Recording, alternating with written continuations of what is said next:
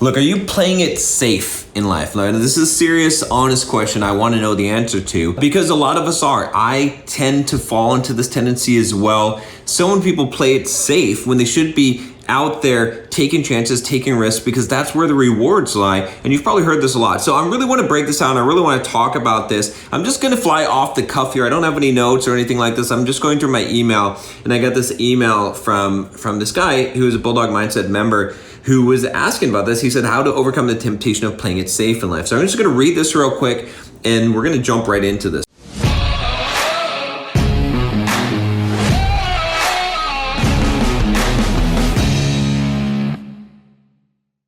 So he says, hey, John, I appreciate your content and already had my membership on the Bulldog Mindset. I really appreciate it, and we'll continue with it. I have a quick question for you, which you might address other young men in your audience as well. It's basically how to overcome the temptation of playing it safe. I'm at a turning point in my life. I'll soon graduate from university and already started a business. Awesome. You guys should all be doing that. Since half a year, I wanted nothing more than to be able to focus fully on that instead of studying further or looking for a 9-to-5 job as most of my friends do. Okay.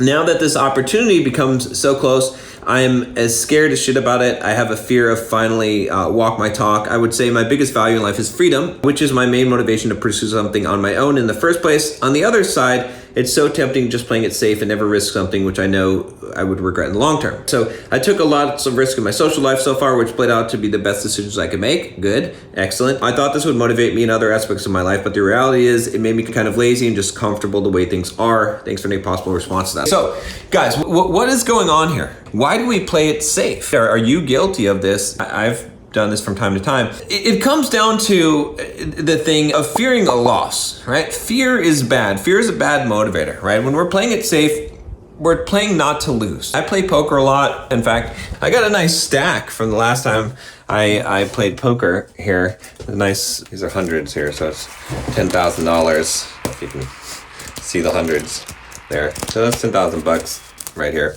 The reason why I was able to do that was because I was just running people over because I had no fear. And I didn't play stupid. If I thought something was the best move, I did it. If I thought I could get away with the bluff, I did it. If I thought this guy was bluffing me and I'm gonna call him with ace high because I know that my logic says that there's no way that he got a pair on this board, I did it. Now, sometimes it didn't always work out for me. Most of the time it did because I had the balls to do it. This is why you have to avoid the temptation of playing it safe. That's why you can't play it safe in life, is because you're not gonna play optimally. There's so many lessons in poker. A really good book by Annie Duke called Thinking in Bets talks about a lot of this as well. And in the Bulldog Mindset membership, I go over this stuff. I talk about making decisions and taking risks and actually building a business. If you haven't already, again, check the link down below and you can join and become part of a group of men that are improving themselves in every aspect of themselves and overcoming these things and getting the mindset, which I'm trying to give you some of today, a sample of this. So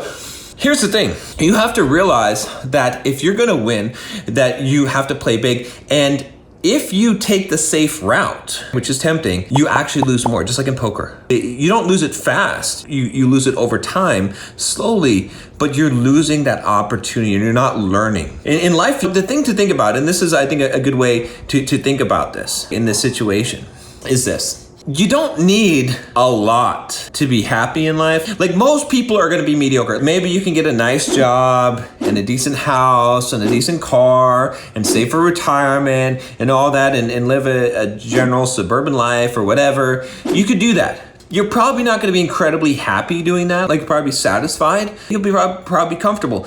If you don't do that and you don't make a lot of money, it's not gonna change your life that much. The most fun, the most enjoy you're gonna ever experience in life is gonna be just drinking a couple of beers with a couple of good friends, eating some pizza. That's gonna be the best of life, to be honest with you, for the most part. And it's not the most fulfilling thing in life, but you will find happiness in life regardless of how much money you make. You don't have to have the car and the house and all those things. Now, listen to this though.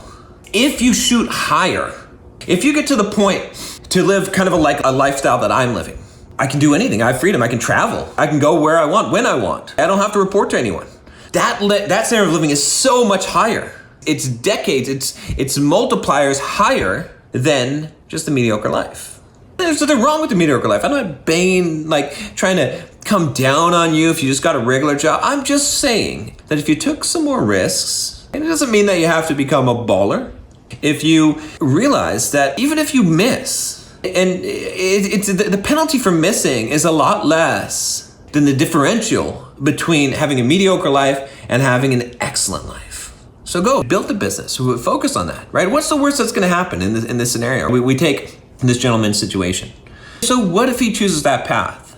He might not make very much money right now, but if he really focuses on that for the next 2 years or 3 years, do you think that he's not gonna be able to make enough money to survive?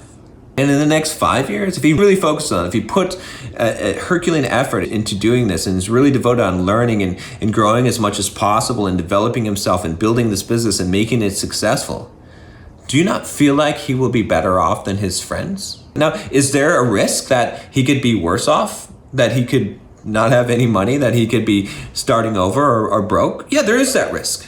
But it's much more likely that he's going to get a successful outcome if he's willing to do the work, if he's willing to commit to the thing. And you have to realize that part of life is losing. That part of life is failing. That sometimes you're going to make the right decisions and you're going to get a bad result, but you're going to take a calculated risk. You could take just the guarantees in life. I would say they're not as guaranteed as what you think, but the solid path. And yeah, you make it somewhere. You will, probably. You'll probably do better than most people. But you're not going to be exceptional. It takes exceptionality to be exceptional. It takes the risk. If someone else can succeed, why cannot you? If I can succeed, you can succeed. So all I'm saying is that you can just take the risk. Just go for it. Just do it. But do it smart. I know that playing scared will give me suboptimal results.